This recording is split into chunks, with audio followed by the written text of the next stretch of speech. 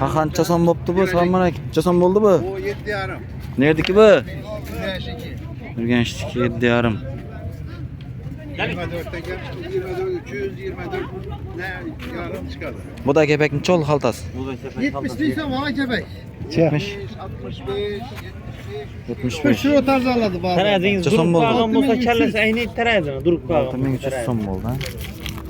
Bizlarniki mana Qo'rimlani. 140 bin son. Esselamu aleyküm. Qancha kilolik bu? 40 kilomi? Bize başı kebek yani, iri kebek yani. 75 bin son iri kebek. Yeri 75. 65 deginchiki bu. 65 ki koşupçası mı ait? Ardan Ha. geliyor. Şalondan var. Ha. Şalondan mı son? Şalondan. 200 lira 200 sene zam da sapça var portfellerde. Shalondan ushuma. O şalondan. Ming so'mdan yine. Bunu küçük o. Nökstiki. Pesivta lazım iki bu akıyla. Hmm. Üç pesivta var da sapça. Nomerini aytib qo'ying. 99dan 131 Ha. 38 38 bir seyfimiz amma aynen bir tona bir yarım tona deyamiz Allah'ım. Bunu ikisini bu laziyeniki lan. Bu lazermi bu? Aa bu laziyeniki bu. Neydi? Hmm. Akappa kolik tuttuk yine renginden ama tuttuk çıkaracak.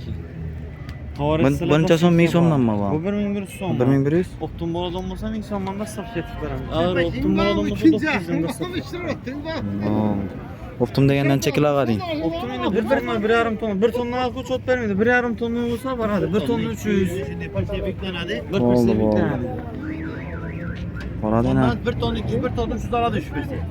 Doğru baradı öyle. Lazerden olsa bir yarım bir 600 var. Bu bıçak bahçesi. Seçkemi bu? Birinci sınıkı bu. Drabican kubiki. Dene tuttuk yine birinci sınıklar yani. Dakşet yani. Bu qancha so'm? Bu 2300 ton. Emin de midesi var ya.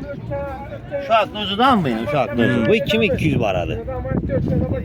Belki mi değil. 200 ha. Bu 2300. Bu 2300. Her fayda gördü. Bir de ooo bedelli ya. Boradi. Bedelli ya.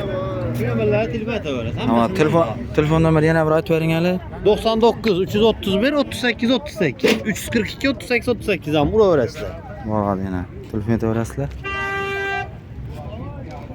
Shunaqa ham hamma narsa bor ekan.